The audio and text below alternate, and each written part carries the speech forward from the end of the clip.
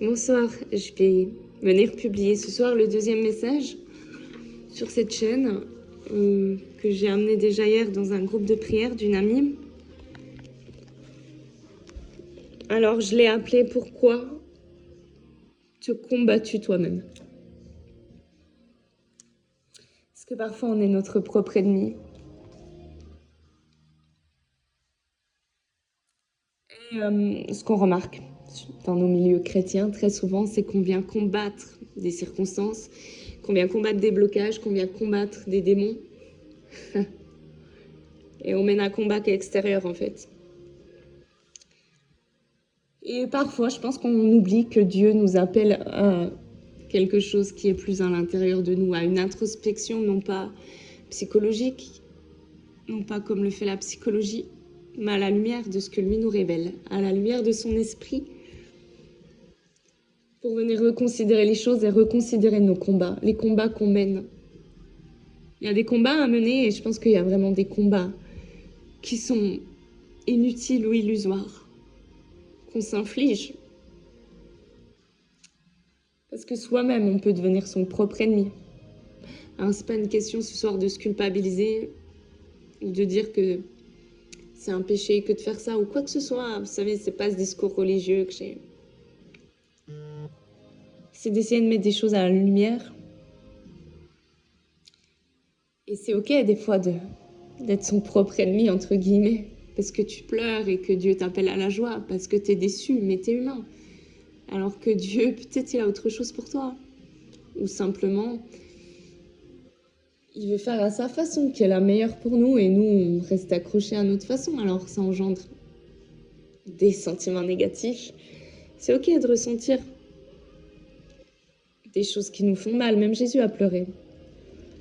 Après, est-ce qu'on se réfugie là-dedans? Est-ce qu'on vient savoir mener des combats qui, en fait, qu'on voit d'un mauvais point de vue, en se positionnant de l'extérieur ou en rendant coupables les autres, Satan, les esprits, quelqu'un d'autre, parce que un tel a dit, n'a pas dit, a fait, n'a pas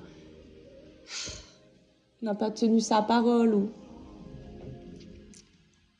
ça déresponsabilise pas les autres.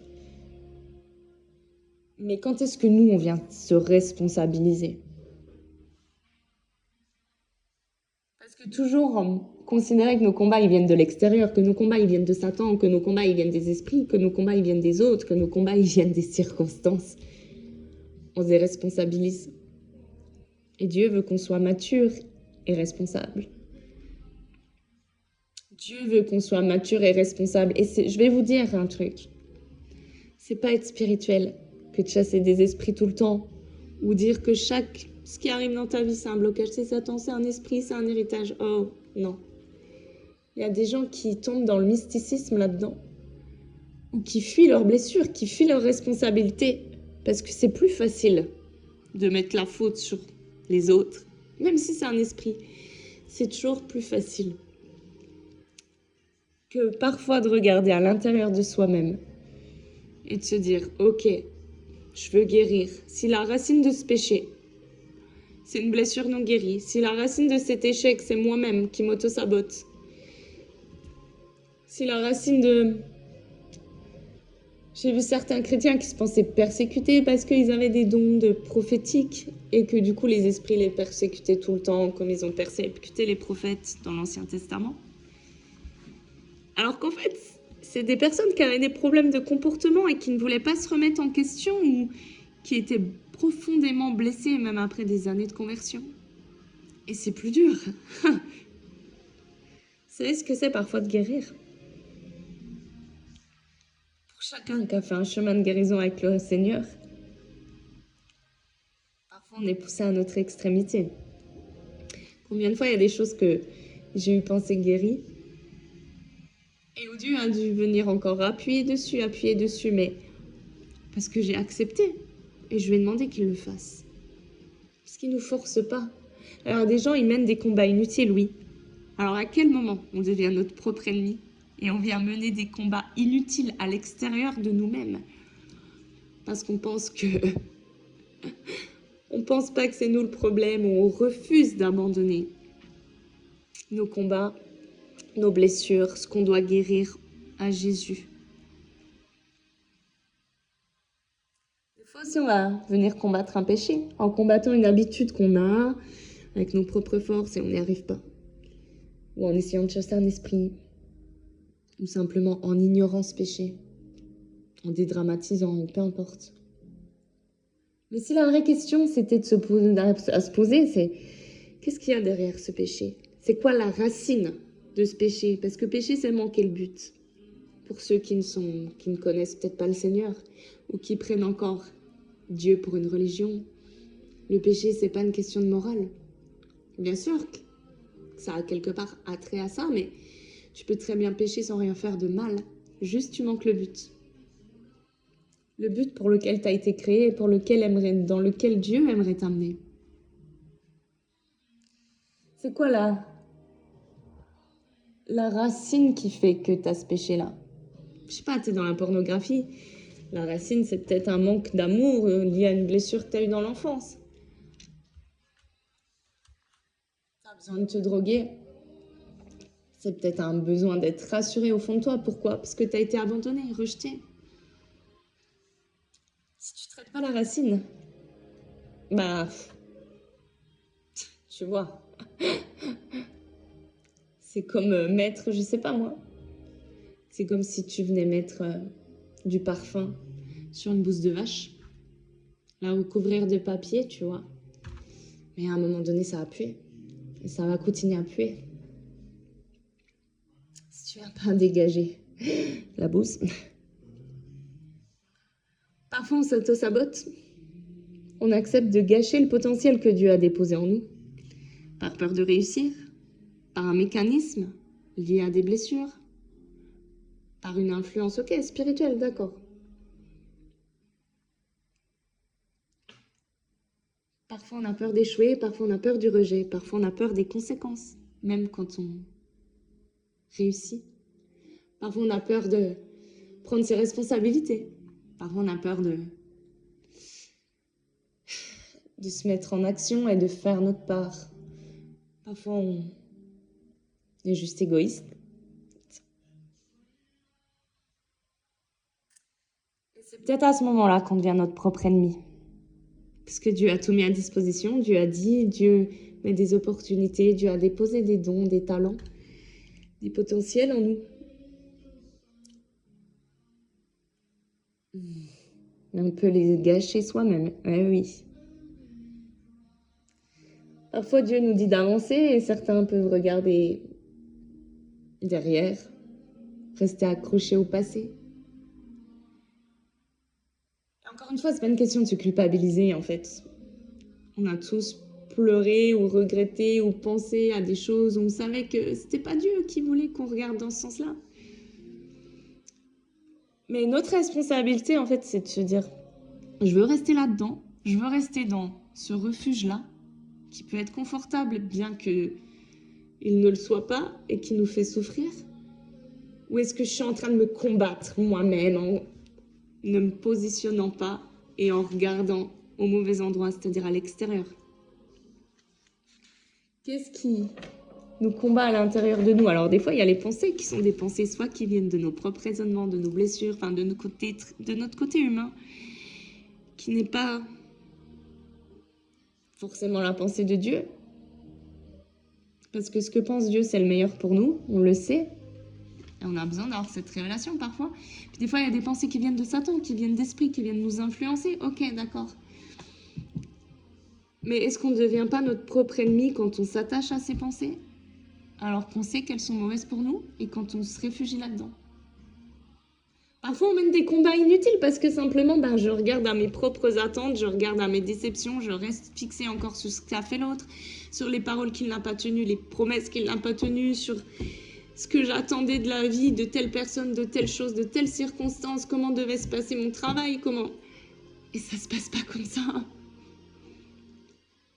Et on vient rester attaché à ça plus qu'à Christ lui-même. Et c'est ça le vrai combat qu'on doit mener, c'est rester les pensées, les yeux fixés sur celui qui rémunère notre foi, sur celui qui a vaincu tous nos combats, qui rémunère la victoire dans nos combats, sur celui qui est le pourvoyeur de l'amour en nous, de la foi, de la joie,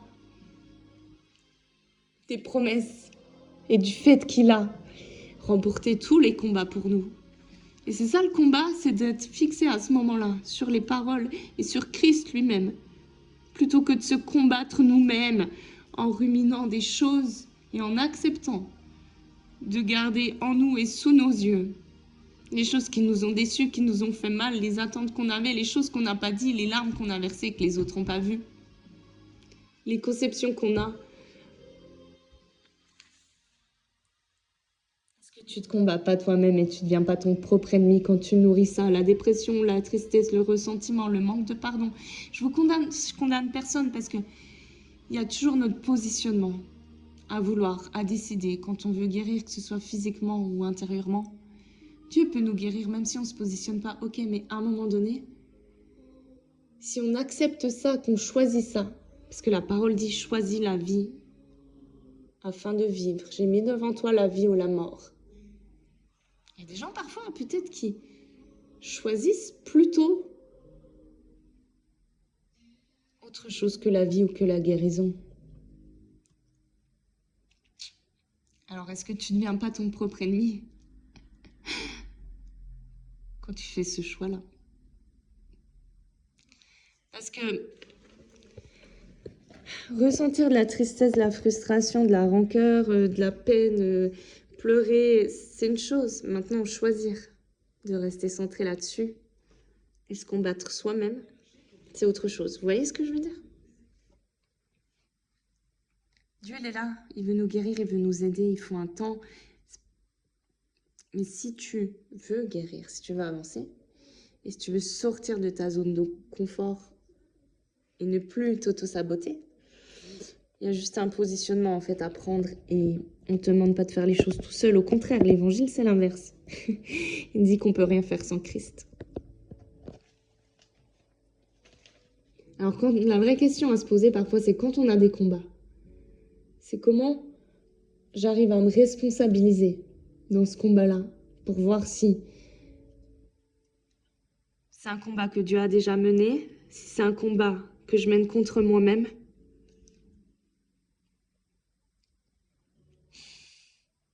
Est-ce qu'il y a une blessure à guérir que je ne veux pas affronter? Parce que c'est tellement plus facile en fait de ne pas affronter ses propres blessures. Et de plutôt combattre autre chose. Est-ce que je suis une bonne personne pour moi-même ou est-ce que parfois je suis une personne toxique envers moi-même? Est-ce que je m'auto-sabote? Est-ce que je deviens mon propre ennemi? Est-ce que j'ai tellement été habituée à mes échecs que je viens me réfugier dedans? Est-ce que je fais pas ma part? Est-ce que... Vous voyez ce que je veux dire? Est-ce que j'accepte d'abandonner les choses à Dieu, en fait, pour qu'il vienne me guérir? Ou est-ce que je refuse de les affronter? Et je me fais ennemi de moi-même, mais aussi quelque part de Dieu. Je me fais ennemi de moi-même, mais aussi quelque part des projets de Dieu.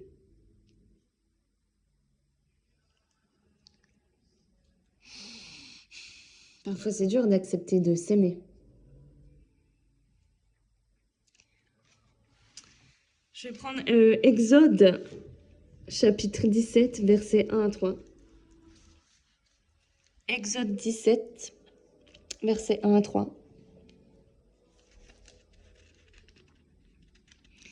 Sur l'ordre du Seigneur, toute la communauté d'Israël quitta le désert de Sin et se rendit par étapes à Réphidim où ils s'installèrent leur camp.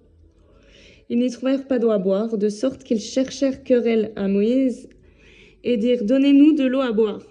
Moïse leur demanda « Pourquoi me cherchez-vous querelle et pourquoi mettez-vous ainsi le Seigneur à l'épreuve ?»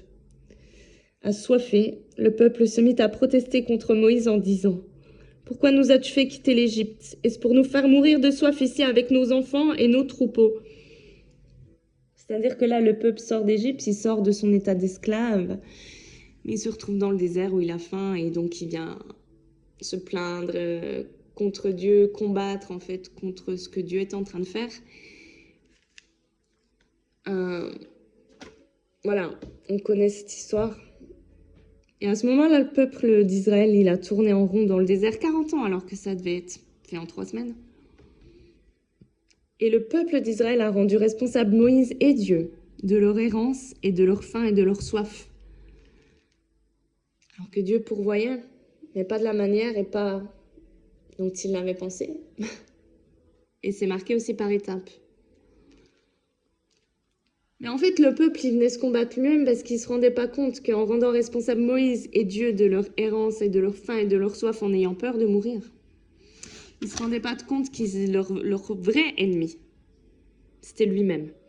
Le peuple d'Israël est devenu son propre ennemi et s'est combattu lui-même en se plaignant, en regardant aux circonstances plutôt qu'à Dieu et en se réfugiant quelque part dans la peur et dans leur plainte.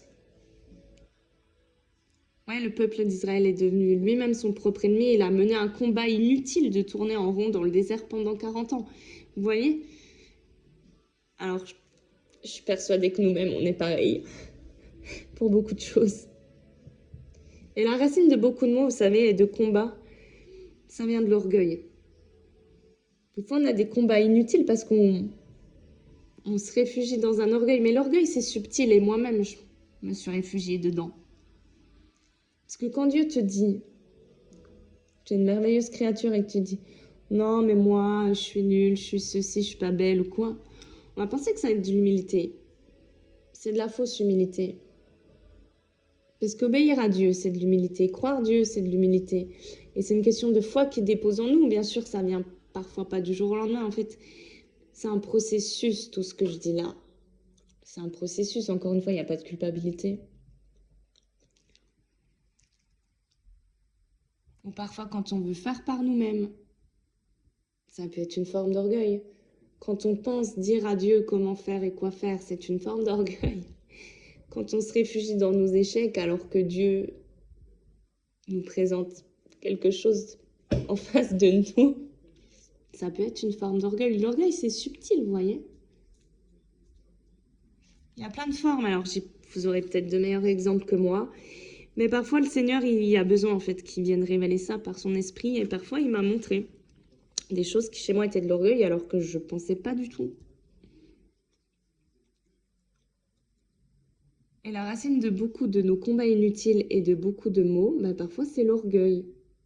Mais l'orgueil vient parfois de blessures, d'une manque de confiance en soi ou l'inverse, ou d'une forme d'incrédulité, ou de vouloir être habitué, faire par soi-même, être très indépendant. Et ça, parfois, on n'y peut rien. Quand on commence dans la foi, vous savez, c'est pas du jour au lendemain qu'on change nos habitudes de vie et que c'est facile. Et Dieu nous aime. Donc, il n'y a pas de souci, il n'y a pas de condamnation. Maintenant, c'est des prises de conscience pour se positionner. Alors, est-ce que je préfère dire à Dieu ce que je veux plutôt que de l'écouter lui? Est-ce que je préfère me plaindre comme le peuple d'Israël dans le désert parce que j'ai pas compris ce qui était en train de se passer ou parce que je préfère me plaindre plutôt que de louer Dieu? Ça aussi, ça peut être de l'orgueil. Je préfère garder mes yeux fixés sur une situation plutôt que sur le Seigneur. Ou de faire ma part et de me plaindre. Des fois, c'est simple, hein. Dieu nous montre comment faire ou nous donne le courage de faire. Et puis, en fait, on peut penser être spirituel en disant non, j'attends que je sais pas quoi qui tombe du ciel. Puis simplement, ça peut être une forme aussi d'orgueil parce que on a des peurs à l'intérieur de nous ou qu'on attend que les choses viennent sans qu'on ait trop à se mouiller. C'est des choses à discerner en tout cas. Quand Dieu t'a dit d'avancer mais que tu préfères regarder en arrière, quand Dieu te demande de lui remettre une situation mais que tu préfères contrôler, quand Dieu te dit de faire quelque chose mais que tu préfères attendre, etc. Tout ça, ça peut être une forme d'orgueil. Quand Dieu te dit regarde d'abord la poutre qui est dans ton œil avant de regarder la paille qui est chez le voisin, ça peut être un combat. Tu vas combattre ton voisin ou combattre les soi-disant démons des voisins plutôt que combattre la poutre qui est dans ton œil. Matthieu 22, Matthieu chapitre 22, versets 37 à 39. Il est dit, tu aimeras le Seigneur ton Dieu de tout ton cœur, de toute ton âme, de toute ta pensée, de toute ta force. Tu aimeras ton prochain comme toi-même.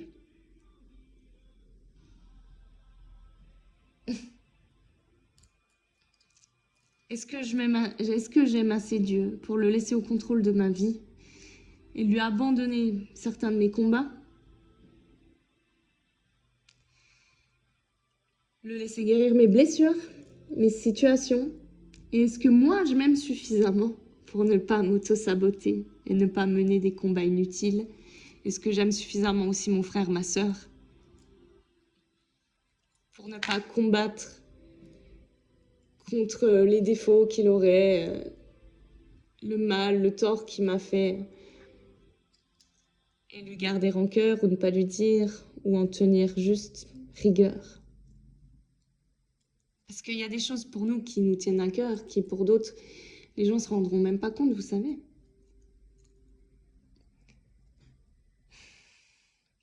Le vrai combat à mener, et le seul vrai combat qu'on devrait mener, c'est ce que dit l'apôtre Paul. C'est de combattre le combat de la foi. Je crois que c'est dans 2 Timothée 4,7, mais à vérifier. J'ai combattu le vrai combat, le combat de la foi. C'est ça notre vrai combat. Avant tout autre combat. Les yeux fixés sur Jésus, combattre le combat de la foi, c'est-à-dire continuer à fonctionner à travers de ce que Dieu nous dit, au travers de ce que le Saint-Esprit nous dit, non par la vue, mais par la foi. Continuer à croire les paroles de Dieu, continuer à nourrir les paroles de Dieu, continuer à chercher Dieu, continuer à chercher celui qui est qui nous donne tout, qui pourvoit tout, qui a gagné le combat avant de s'agiter, de combattre de droite et de gauche et de rentrer dans le jeu de l'ennemi en voyant oui, certains combats inutiles avant de regarder à Dieu. Alors,